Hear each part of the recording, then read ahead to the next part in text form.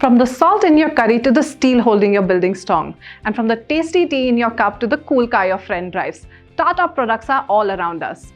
But away from the spotlight, the group's flagship financial services company, Tata Capital, has been providing a wide range of financial services.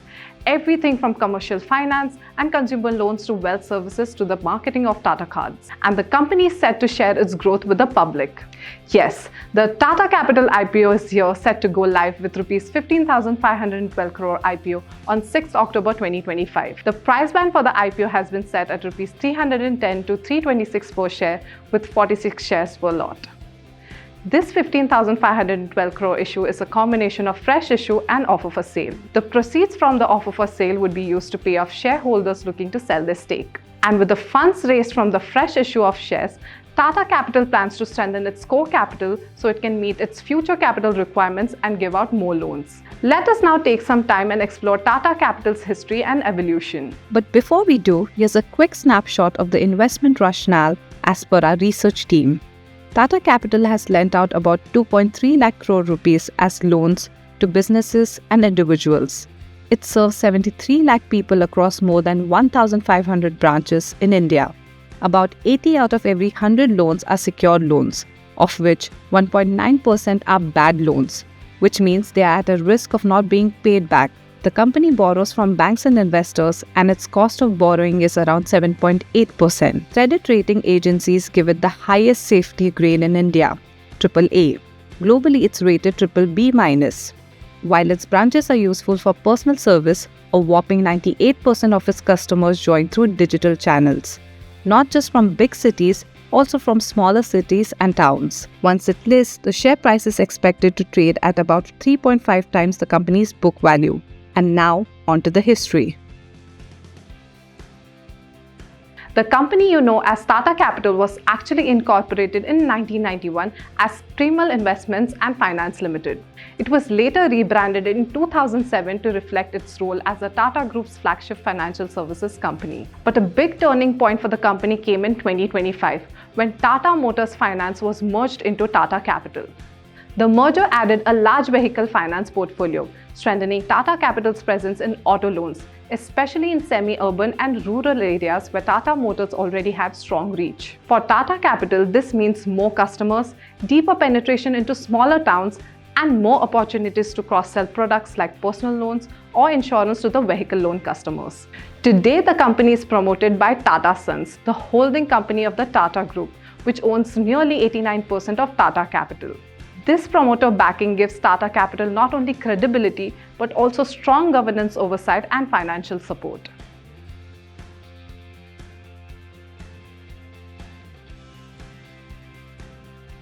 The company operates a diversified model and caters to multiple segments of the market. For retail, it offers home, personal, education, and vehicle loans.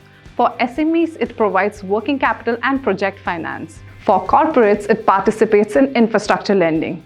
And that's not all. Through its subsidiaries, it also focuses on housing finance and renewable energy finance. Beyond lending, Tata Capital provides wealth advisory, distributes mutual funds, insurance, and other financial products. This wide mix reduces dependence on any single segment. And what about the industry landscape? And what kind of competition does the company face in the industry?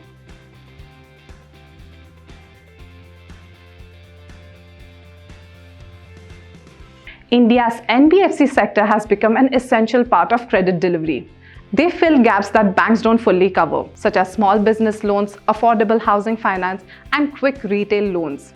Rising credit demand, digital adoption, and financial formalization are all boosting this sector.